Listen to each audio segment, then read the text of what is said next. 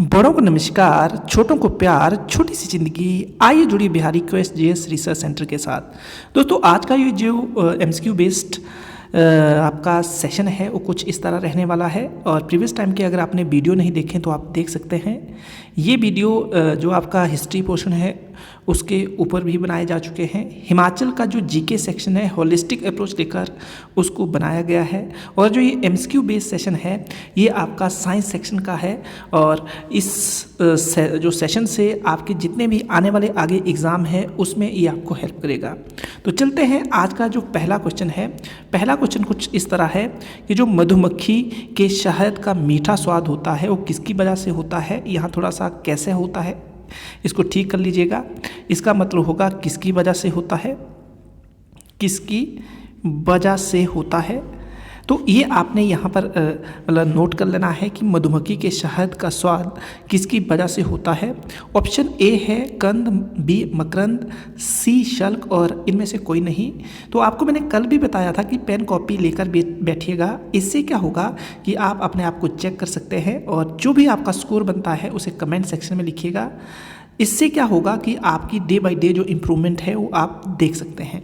साथ में इसका आंसर जो है आपने मुझे आशा है कि कर लिया होगा। तो इसका सही आंसर जो है मकरंद है। इसका जो बी आंसर है वो सही कंसीडर किया जाएगा। कौन सा आंसर? जो आपका बी आंसर है वो इसमें से सही है। बी कौन सा? बी। जो आपका मकरंद है वो क्या है, सही आंसर कंसीडर किया जाएगा। इससे आपको क्या क्या बातें याद रखनी है कि जो मकरंद है इसी को मंड बोलते हैं और ये कार्बोहाइड्रेट की फॉर्म होती है। तो आई होप आप अच्छे से समझ गए होंगे। यहाँ आप प्यारा सा जो मतलब इमेज है उसको देख सकते हैं कि मधुमक्खियाँ का जो ये हाइव्स है वो कैसा है, यहाँ पर मधुमक्खियाँ कैसे रहती है। आगे नेक्स्ट वन क्वेश्चन जो है निम्न में से कौन सा प्राकृतिक रेशा है। तो जो प्राकृतिक रेशा है ऊन, रेशम, सूती और साथ में उपरोक्त सभी। तो देखो यहाँ पर प्राकृतिक रेशे के बारे में मैं आपको बताना चाहता हूँ। जो प्राकृतिक रेशा होता है तो प्राकृतिक रेशा आपको जो जंतुओं से भी प्राप्त होता है और साथ में जो पेड़ पौधे होते हैं उनसे भी, पेड़ पौधों से भी और साथ में जो जंतु होते हैं उनसे भी ये रेशा प्राप्त होता है। तो इनमें से जो ऊन, रेशम और सूती है ये तीनों के तीनों प्राकृतिक रेशे हैं। आपको अच्छे से याद रखना है। तो इसका सही आंसर जो होगा उपरोक्त में से सभी सही आंसर होगा। आगे चलते हैं। नेक्स्ट वन जो इम्पॉर्टेंट क्वेश्चन है, निम्न में से कौन सा कृत्रिम रेशा है। इसी को आर्टिफिशियल या इसी को बनावटी रेशा भी कहते हैं। आपके सामने पिक्चर लगी हुई है। जूट, ऊनी वस्त्र, सूत, एक्रिलिक। तो आपने अभी तक आंसर कर लिया होगा। अगर नहीं किया है तो आप इसका आंसर सही कौन सा कंसीडर करेंगे। तो जो डी है वो इसका सही आंसर है। एक्रिलिक एक क्या है, आर्टिफिशियल रसायन होता है। इसका जो निर्माण किया जाता है ये फैक्ट्रियों में किया जाता है और इससे डिफरेंट वैरायटी की स्वेटर बनती है और कई बार इससे अच्छे कपड़े भी बनाए जाते हैं। तो आपको अच्छे से याद रखना है क्योंकि जो पीछे वाले जूट, ऊनी और सूती है ये क्या है, आपके प्राकृतिक रेशे हैं। आगे चलते हैं। नेक्स्ट वन जो आपका क्वेश्चन नंबर है, भारत के किस क्षेत्र में सबसे ज़्यादा जूट की खेती होती है। आपको अच्छे से पता होगा। नहीं पता है तो आज पता चल जाएगा। साथ में आपको क्या करना है, आंसर जरूर करना है, पेन कॉपी लेकर बैठना है। साथ में वीडियो को टकटकी लगाकर अंत तक देखना है। तो ए है बंगाल, बी है बिहार, सी है पश्चिमी Bengal, D none of these. तो आपने इनमें से आंसर तो कर लिया होगा या आपको आता है तो कर लिया होगा, नहीं आता है तो आप सोचने पे मजबूर हो गए होंगे। तो आइए चलते हैं इसके आंसर की तरफ। तो आंसर है, कौन सा आंसर है, क्या पता चल गया आपको? नहीं पता चला तो ध्यान से सुनिएगा। पश्चिमी बंगाल इसका सही आंसर होगा। हुगली नदी के आस पड़ोस में ये पश्चिमी बंगाल देखने को मिलता है। और अगर बातचीत की जाए तो जो आपका जूट है, जूट के उत्पादन में भारत सेकंड नंबर पर आता है और पश्चिमी बंगाल जो है वो जो लीडिंग स्टेट है जूट के प्रोडक्शन में। और बांग्लादेश में सबसे ज़्यादा जूट होता है, उसके बाद भारत का नंबर आता है और ये हुगली नदी जो है उसके आस पड़ोस में होता है। आई होप आप अच्छे से समझ गए होंगे कि जूट से क्या बनता है। जूट से भी जो आपकी बोरी होती है, एक प्रकार का रेशा होता है। ये आपने बोरी देखी होगी जिसमें चीनी रखी होती है। इसके अलावा गलीचे बनते हैं इसके जूट के भी, और अन्य कई जो वस्तुएं हैं हमारी जो डेली रूटीन में यूज़ होती है इससे बनाई जा सकती है। आगे चलते हैं नेक्स्ट वन क्वेश्चन की तरफ। देख सकते हैं चीनी और पानी की घोल में विलेय पदार्थ कौन सा होता है। देखो विलेय पदार्थ को सॉल्यूट बोलते हैं। क्या बोलते हैं? विलेय पदार्थ को सॉल्यूट बोलते हैं। और जिसमें कोई पदार्थ घोला जाता है उसको सॉल्वेंट बोलते हैं। तो चीनी और पानी की घोल में विलेय पदार्थ कौन सा होता है? और विलेय पदार्थ जो होता है मात्रा में कम होता है, जो आपका विलायक होता है वो मात्रा में ज़्यादा होता है। और उसके बाद जो आपका विलेय और विलायक मिलते हैं तो विलयन बनता है, मीन्स घोल बनता है, जिसको हम सॉल्यूशन बोलते हैं। तो ये आपको अच्छे से याद रखना है कि चीनी और पानी के घोल में विलेय पदार्थ कौन सा है। तो चीनी, पानी, घोल, चीनी और पानी। तो आई होप आप अच्छे से समझ गए होंगे और आंसर भी कर लिया होगा।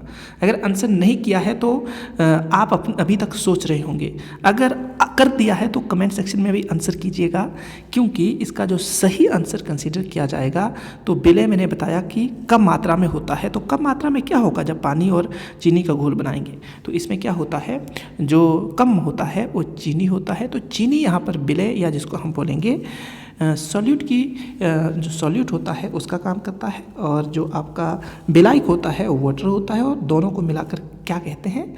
आपका सॉल्यूशन बनता है। आगे नेक्स्ट जो क्वेश्चन है इंपॉर्टेंट है। जल पर किसी वस्तु के तैरने का क्या कारण होता है या क्या कारण होगा? तो ऑप्शन ए में दिया हुआ आयतन, बी आकार, सी घनत्व और डी द्रव्यमान। ये जो है आपको याद रखना है कि किसी वस्तु को तैरने के लिए जो होता है कौन सा फैक्टर काम करते हैं। तो एक तो जो फोर्स होता है जिसको हम अपलिफ्ट फोर्स बोलते हैं, हिंदी में इसको उत्प्लावन फोर्स बोलते हैं। ये जो वस्तु होती है उसके हटाए जो मतलब वस्तु का एरिया होता है उसके द्वारा हटाया गया जो द्रव होता है उसके बल के बराबर अगर बल लग रहा है तो वस्तु क्या करेगी? तैरेगी या नीचे रहेगी? तैरेगी नहीं, थोड़ी सी डूबी रहेगी। पर जो आपका द्रव है और साथ में जो वस्तु है, मान लो कि कोई वस्तु किसी हम पानी में डालते हैं और पानी पर वस्तु क्या करती है? बल लगाती है, और नीचे से उतना ही बल क्या करता है? जो मतलब लिक्विड है वो भी लगाता है। अगर ये लिक्विड के द्वारा लगाया गया जो फोर्स होता है जो हम वस्तु डुबो रहे हैं उसके फोर्स से ज़्यादा हो जाता है तो वस्तु तैरती रहेगी। इसको बोलते हैं उत्प्लावन बल या अपलिफ्ट फोर्स। पर अगर जो वस्तु नीचे जो के द्वारा जो फोर्स लगाया जा रहा है द्रव के ऊपर, तो वो अगर ज़्यादा हो जाता है तो वस्तु तैर जाती है। एक तो ये है तैरने और डूबने के लिए कारक। दूसरा कारक क्या है कि जो वस्तु का घनत्व होता है, अगर वो पानी जिसमें डुबोया जा रहा है उसके घनत्व से ज़्यादा है तो वस्तु डूब जाएगी। तो ये कुछ एक जो फैक्टर होते हैं वस्तु को तैरने में हेल्प करते हैं। तो यहाँ सही आंसर जो होगा तो ये घनत्व होगा जो आपका सही आंसर है। तो आपको अच्छे से याद रखना है, जल पर किसी वस्तु के तैरने का जो कारक है वो कौन सा है? घनत्व होता है, या कारण जो है वो घनत्व होता है। इसके अलावा अन्य कारक मैंने बता दिया कौन सा होता है।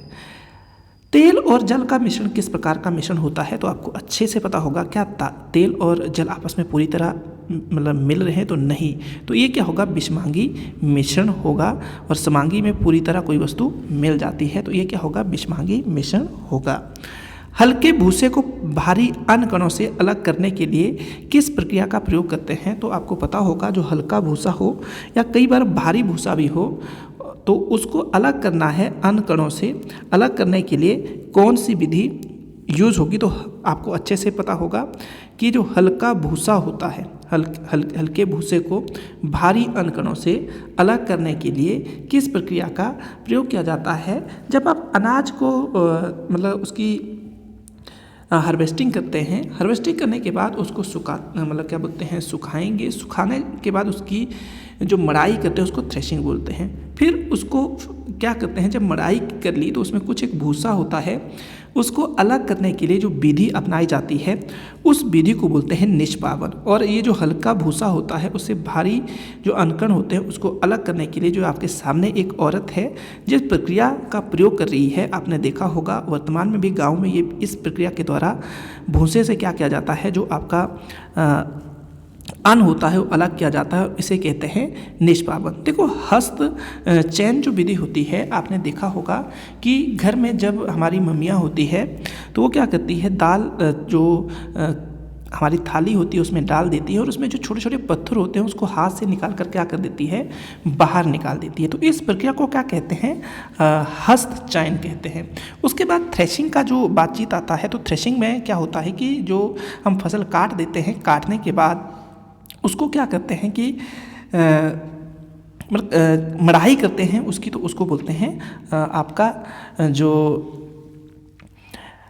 उसको थ्रेशिंग बोलेंगे। उसके बाद सबसे इम्पॉर्टेंट जो घटना है, तो घटना क्या है कि घटना में क्या होता है, आपने देखा है यहाँ अवसादन लिखा हुआ है। देखो अवसादन या इसी प्रक्रिया को आप कई नामों से जानते हैं, कई नाम मैं नाम इंडिकेट करता हूँ। जैसे नंबर 1 में जो अवसादन को निस्तारण लिखा हुआ है, क्या लिखा है, निस्तारण, तो ये आपको अच्छे से याद रखना है। या इसी को क्या लिखा हुआ है, निस्यादन, इसी को निस्यादन भी कहते हैं। होता क्या है कि जब हम किसी ये जल की शुद्धिकरण के लिए होता है, जो ये अवसादन है, निस्तारण, इसमें क्या होता है, कोई मिश्रण होगा और उसमें जो भारी वस्तुएं होती है, भारी वस्तुएं जो होती है, जब हम मान लो कि जैसे मैं आपको एग्जांपल देता हूँ एक कि चौक को आपने पीस लिया और पीसने के बाद पानी में डाल दिया। जब पानी में आपने डाल दिया तो चौक जो है नीचे तली पर बैठ जाती है, क्या होती है, तली पर बैठ जाती है। और सबसे इम्पॉर्टेंट चीज़ क्या है कि जब तली पर बैठ जाएगी चौक, तो उसके बाद हम क्या कर सकते हैं, पानी को उड़ेल कर किसी अन्य क्या बोलते हैं, गिलास में डाल सकते हैं।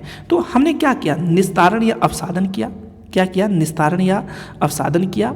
और सबसे इम्पॉर्टेंट चीज़ क्या है, जो ये भारी अवयव है तली में बैठ जाते हैं, तो इस प्रक्रिया को अवसादन कहते हैं। क्या कहते हैं, अवसादन कहते हैं। फिर अवसादन के बाद क्या होता है, निस्तारण होता है। क्या होता है, निस्तारण होता है। निस्तारण का मतलब हम क्या करेंगे, एक और गिलास लेंगे और उस गिलास में उस पानी को निकाल देंगे। क्या करेंगे, उस पानी को निकाल देंगे। और ये जो सिद्धांत है, ये द्रवों के मिश्रण को पृथक करने के लिए उपयोग में लाया जाता है, जो आपस में पूरी तरह मिश्रित नहीं होते हैं, पूरी तरह उनका मिक्सचर नहीं बनता है, तो वहाँ पर ये यूज़ किया जाता है। तो आई होप आप अच्छे से समझ गए होंगे ये कि यहाँ से आपको क्या सीखना था। क्योंकि आपने देखा होगा कि जो आपका चाय पत्ती, जब हम चाय बनाते हैं तो चाय से पत्ती जो अलग की जाती है वो भी निस्तारण प्रक्रिया है। क्या होता है, वो भी निस्तारण प्रक्रिया है।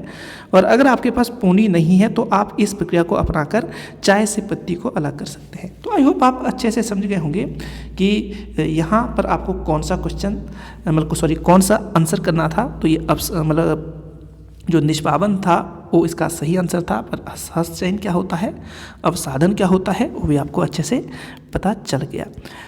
आई होप आपको ये वीडियो पसंद आया होगा। अगर ये वीडियो आपको पसंद आया तो इस वीडियो को लाइक, शेयर, सब्सक्राइब जरूर कीजिएगा। अपने दोस्तों तक इस वीडियो को पहुंचाइएगा। साथ में कमेंट सेक्शन में कमेंट जरूर कीजिएगा कि आपने कितने नंबर गेन किए। और दूसरी बात क्या है कि अगर आपको ये वीडियो पसंद नहीं आया तो आप डिसलाइक जरूर कीजिएगा, पर उसके पीछे रीज़न जरूर बताइएगा। आगे आपको सबसे इम्पॉर्टेंट जो आपकी ज़िंदगी का रोल होना चाहिए, बड़ों का करना है सम्मान, उनका रखना है ध्यान। बड़ों का करना है सम्मान, उनका रखना है ध्यान। छोटों से करना है प्यार और स्नेह, पर्यावरण और सेहत का रखना है ध्यान। ये होना चाहिए हमारी ज़िंदगी का परम काम। धन्यवाद। जय हिंद।